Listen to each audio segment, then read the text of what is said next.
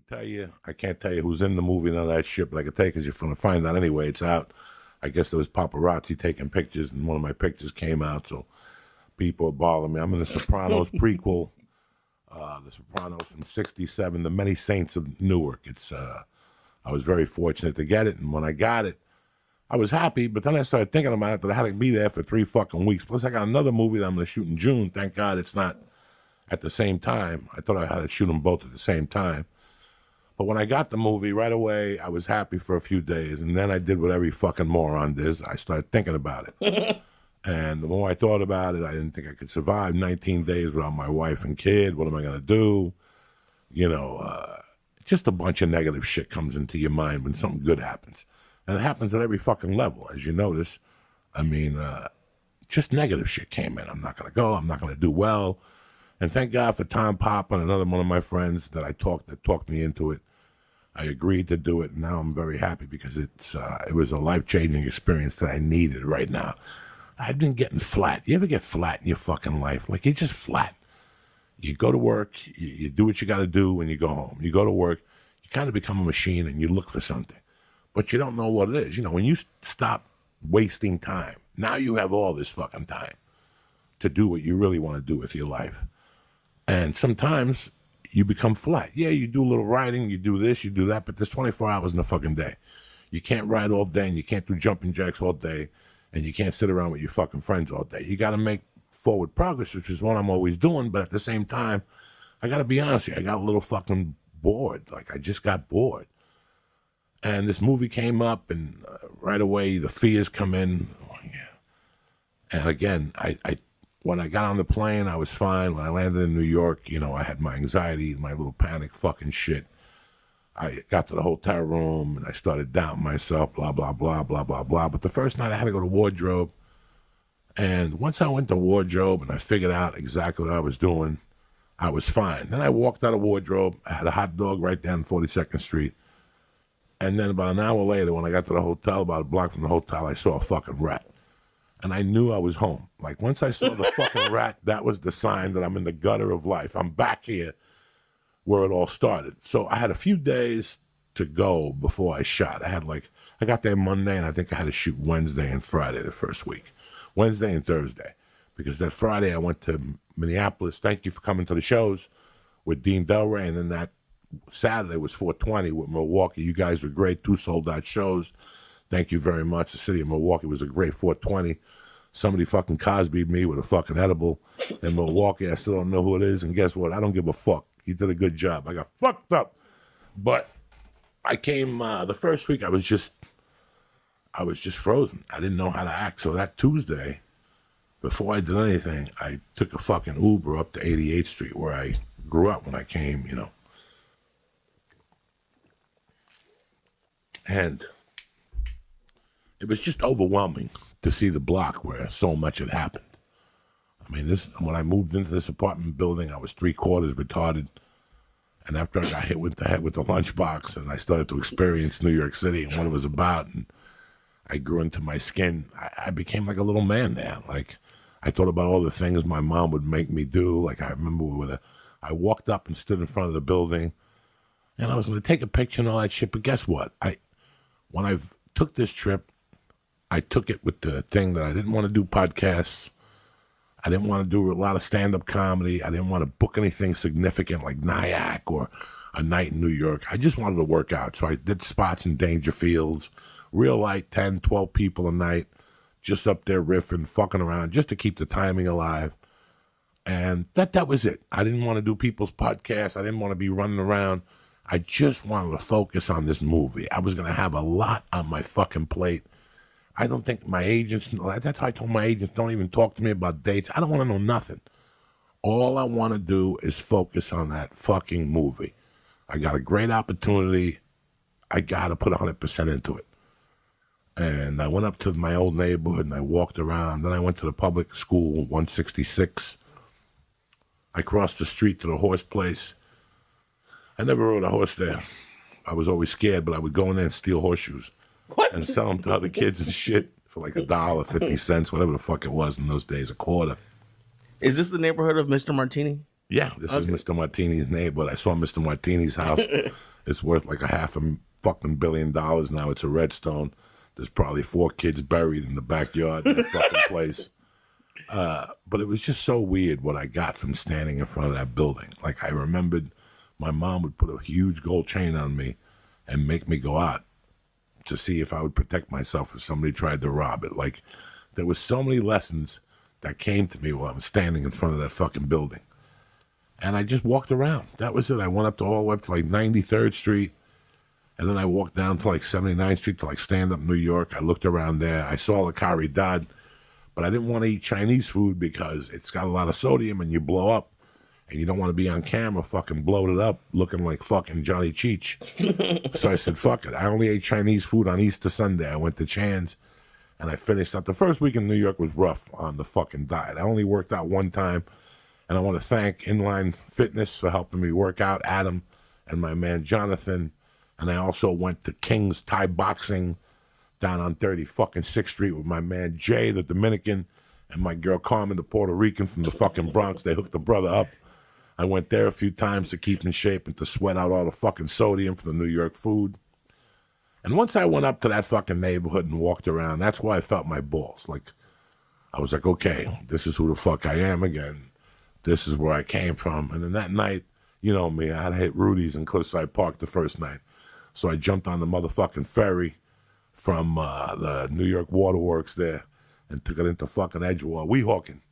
And then my buddy picked me up and went to Rudy's and we hung out. And I told him to take a ride around that fucking neighborhood just to see what that was like anymore. I didn't go down to my mother's house or around that area. I just stayed up lightly in North Bergen. And I went home early that night. And, you know, the first night when you're out of California, you're not going to sleep. You're not going to sleep because of the time change. And so I knew that going in. That would give me a night just to get accustomed to, you know, filming. And I went on the fucking set Wednesday, and it was a rough day for me because I hadn't acted in a movie. You know, movie and TV is different. I hadn't acted in a movie in a long time. So the first day was kind of rough for me. I didn't know what was going on really. But one of the actors, I was watching him, and he's fucking phenomenal, and I just fed off his energy in a way. And then I got into it, and by the second day, I was all the fuck away. And, you know, I had tapped into David Chase's mind. I mean, here's a guy that put a television show on that was the blueprint for Breaking Bad, you know, Sons of Anarchy, King of Thrones, whatever the fuck, Game of Thrones. So he had something to bring to the table. It's really weird when you work somebody of a high caliber, you open your eyes. Like, I didn't watch my dailies, but I watched for 2 minutes. I watched what the cameras look like and shit. And that's when it all came to me of what the fuck I was involved in. Like, I had to go sit down. My blood pressure had gone up. Like, I'm involved in something fucking big. And I'm telling you guys, I don't want it on social media. I'm telling you guys because I don't want you guys to read it somewhere or see that picture they put up of me at Getty. I want you to hear it from me. I can't, that's all I can fill you in on. I'm happy for you guys because you bet on me and I came through for you. You know what I'm saying? So a year from now, when the movie gets released, you know, you're part of it because we've been doing this podcast. And like I've said since day one, this podcast, you guys are my psychiatry because you keep me in fucking check. You keep me working out. You keep me looking at things. You keep me trying to be sharper.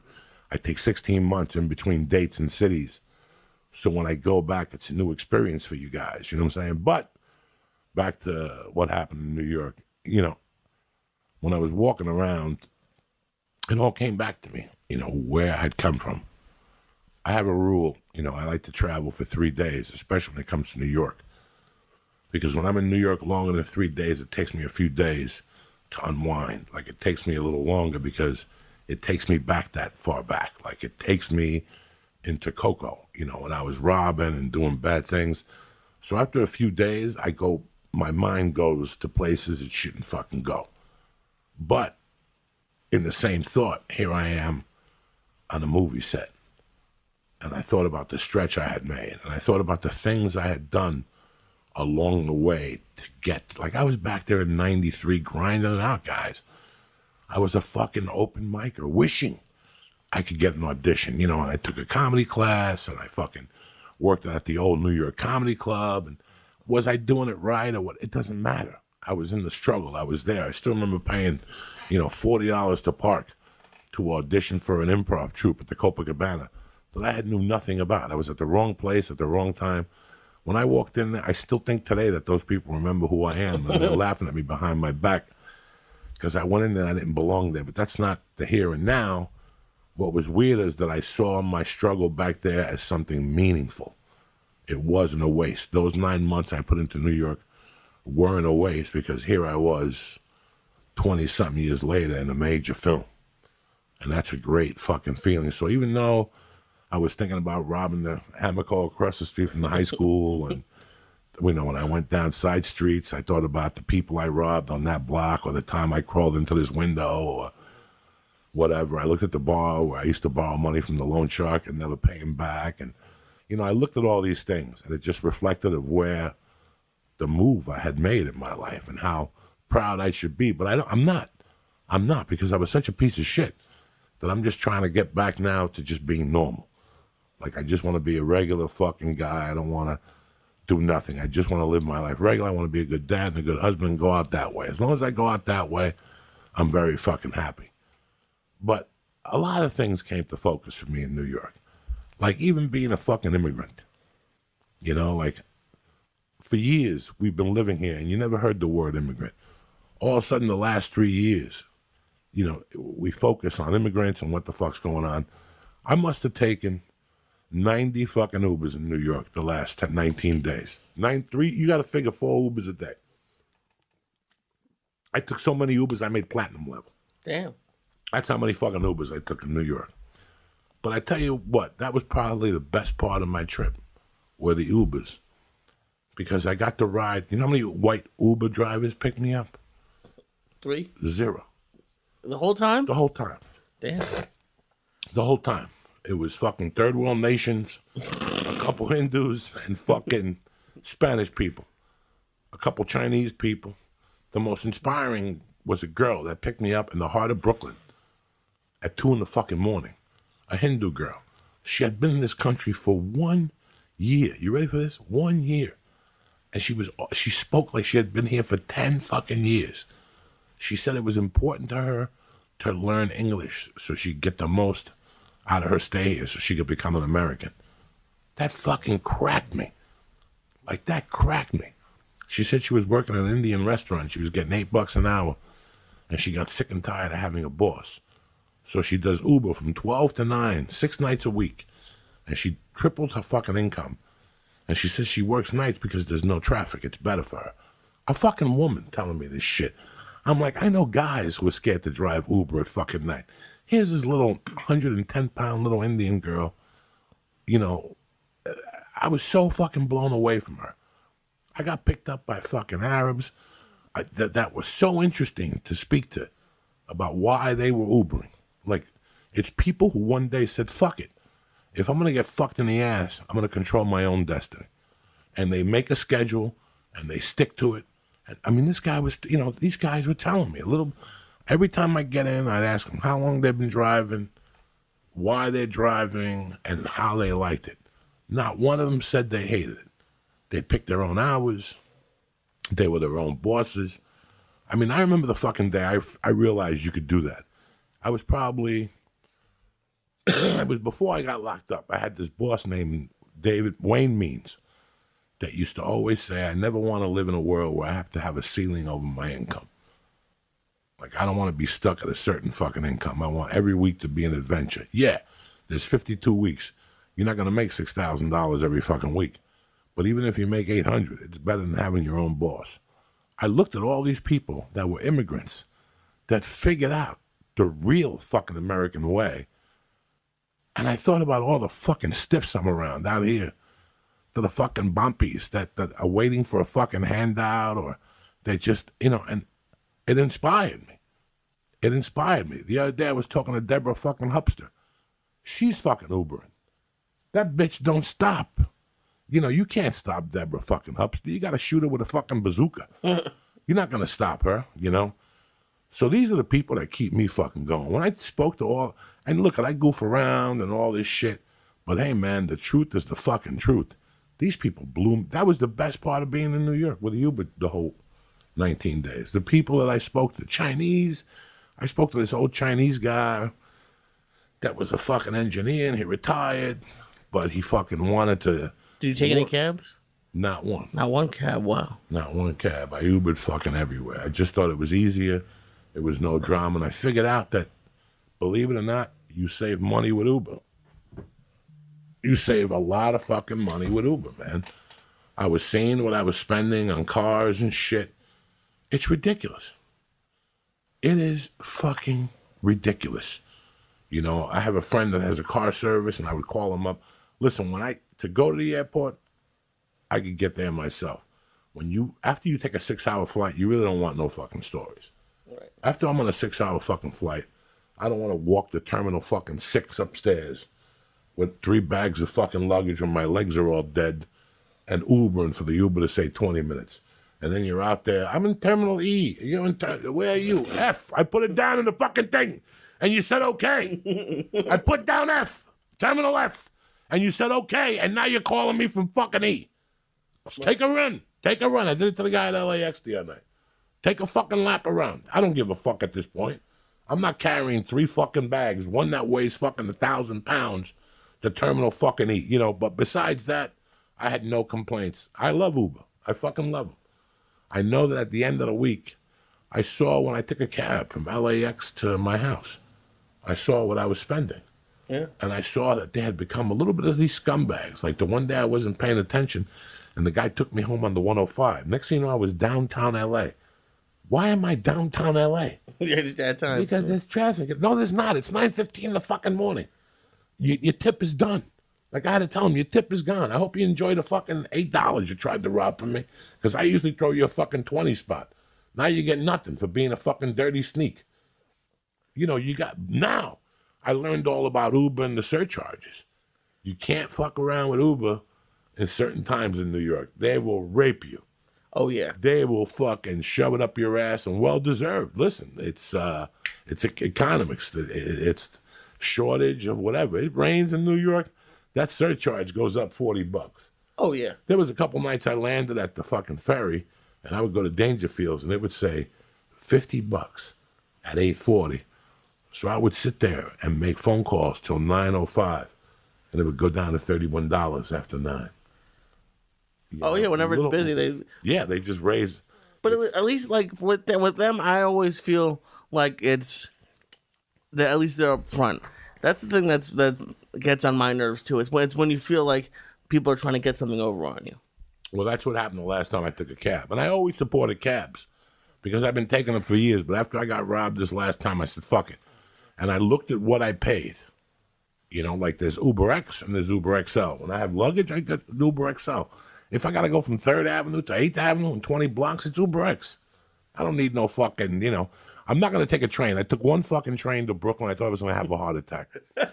Why? I thought I was going to have a heart attack, guys. I just, listen. You don't like being underground? No, I don't have any problem with that shit. I'm from the underground. You know what I'm saying? I'm from the original underground. I took more trains than Johnny fucking Trains. But you're not used to it no more. The train, every time I get on this train, you feel for your life. For those fucking 18 minutes on that train ride to Brooklyn, I actually feared for my life, ladies and gentlemen. I'm not going to lie to you. I actually felt around in my pocket. I had no keys. I could stab somebody with a hotel key. For the first time, I didn't have fucking a key in my pocket. And I'm like, how am I going to fight one of these attackers? I got no mace. All I got's a right kick to the stomach. And if that don't work, I'm done. I'll have a heart attack from anxiety if somebody attacks me. I went up there at 11:30 in the morning, and I felt unsafe. First of all, nobody will give you directions. Right, like New Yorkers just will not give you directions. That little information box, they've lowered the volume. Oh, no. To fuck with you. Like, excuse me, I got to get off on 65th Street in Brooklyn. The guy talked like he had a fucking something up his ass. And he like whispering to me like it was a mob, like I was in the fucking mafia or something like this. I go, can you speak up first? Now, I was petrified. So before, you ever take information from somebody and you don't trust them? Yeah. You know how many times I gave out fake information in my life? People come up to me, where's Canipsey Street? And I'd send them to fucking Delaware. You know what I'm saying? These people in these boxes, I did not trust for 1 minute. They were looking me up and down, like, and I felt that they were sending me on a train so I'd get robbed or something. So I only took a train one day. I got a call from the movie people, and they go, listen, it's an easy train ride. And I go, you know what? What's a fucking train ride to Uncle Joey, right? It was like a 6-block walk. I didn't mind that. That I didn't mind. But once I went downstairs, it's a complete different fucking world. You ever see the original Planet of the Apes? There's a movie called Beneath the Planet of the Apes that came out in 1971 or 72. They all lived under the trains. There was something to do under the fucking trains where the people ripped their skins off their faces. Oh my God. And they were Martians or they were fucking whatever. And it was them against the apes. Let me tell you something. I felt like one of these people were about to rip their face off when they were the fucking weirdest looking people in the world. People looking for money. Some guy thrown on the fucking floor. You could smell piss. By the time you're there, you see 1,000 fucking rats on the train track. And you think there's something wrong with your eyes. You're looking at a post and you could see things moving. It's like, did I do a fucking edible at 10:30 in the morning? No, I didn't. And then you realize, shit, that's right. Those are rats down there. Let me stay a little bit away from the fucking thing. Jesus. So I get on the fucking train, and right away on the train, there's a guy, excuse me, I got AIDS, I got an ingrown toenail, I got back acne. There was another guy playing a fucking organ. It was, I feared everybody on the train looked angry. I could hear some guy coughing with bronchitis. I could feel the bronchitis creeping in on my thing. I had to get off, walk a little bit, and then get on another train. And what I did was I called a friend of mine that was in his office, and I made him look up, he takes trains, but he takes other different type of trains, like in Manhattan. And I called him up, and he carved it out for me, and thank God I got to the location. When I walked above and I saw Brooklyn, I said, I'm never taking a train again. Like, my daughter wants to go on a train. I don't know no more. Like, I don't know. That was just fucking crazy on that fucking train. And LA ain't no better. They stabbed somebody yesterday at the Echo Park station. Did they really? Yeah, it was on the news. Somebody was saying it yesterday. When I came back, I went over to Subconscious because it was Saturday. I had to go to swim class with the baby, and I figured they had to take a shower and shit, so I figured let me take a fucking drive and see what's cracking in the neighborhood, so I went by Subconscious. And I was telling them, I got on the train for the adventure, and it was the adventure of death. Like, I was fucking scared when I got off. And I don't have to lie to you people. I tell you how the fuck it is. When I came above that ground, I was like, woof. I fucking made it without getting raped. I mean, because that's what I felt like. Like they were going to surround me and fucking rape me on that fucking train. Jesus. But that was it for the fucking trains. Besides that, I got the full fucking experience, man. I took the ferry. I got to smell the Hudson River. It still smells horrible. How are the hot dogs? I only had one. That's it? One. That was it. I had one on wardrobe day. I stopped some fucking Arab. I said, Sabra. He looked at me like I called him a fucking Islam. He put the fucking sabra on with the onions. I ate it, but I said, something's not right. And he was a nice guy. We talked for a little while and everything. It's just it's not the same. I had it. The first week I was there, I can't tell you I went off my diet. But, when I went to the first day on the set and all that stuff, the set had tremendous food. But I didn't eat salami the whole time I was there. No cold cuts. Nice. If I would eat a slice of pizza, I'd eat it with a fucking salad. I drank nothing but water. I didn't even drink fucking diet soda. The only thing I drank that had sugar in it was kombucha. That was it, just to clean my system out, because you got that Hudson River water going into you every day, cleaning you out. I stuck to it, guys. I fucking stuck to my Weight Watcher points. Like I said, I went to Inform Fitness on 51st Street. Across the street, there was Giuseppe's or something's Pizza, Cusimato's Pizza. I would lift, and I would go across the street, get a slice with a salad, and then I would make myself walk 12 or 15 fucking blocks. And then I saw how I felt, and I'd take an Uber the rest of the way, or I would just walk home to whatever hotel I was staying at. I stayed at 3 different fucking hotels in 3 weeks. Did you really? The first week I stayed at the Williams Hotel, which was great, on 39th and fucking 3rd. It was a great hotel, clean, fucking coffee and shit like that. It was an English-themed hotel, and they didn't have breakfast in the building. Oh. And you had to walk 2 blocks to get fucking breakfast. And, you can make coffee in the room, and I would get up and write, do my early writing. I had a vapor pen, which, guess what, guys? I'm done with vapor pens. Really? Yeah, they don't do nothing to me.